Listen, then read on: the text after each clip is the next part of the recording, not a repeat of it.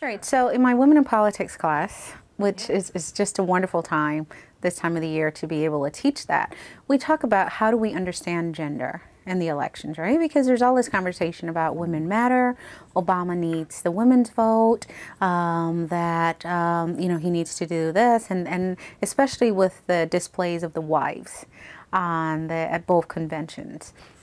So what does that mean in terms of gender? Why is it important for us to hear these conversations from these women? And would we expect men, for example, to have those types of conversations? So beyond that, we also talk about what exactly constitutes a woman's issue, right?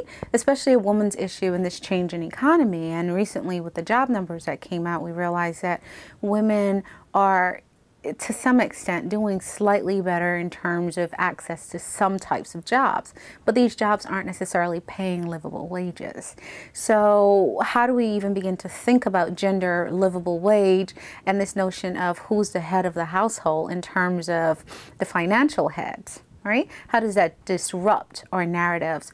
And also, how do politicians even begin to frame that in a way so as not to alienate different communities that might be wedded to the idea of the man being the head of the household, etc. So those are some of the things that we're starting to talk about.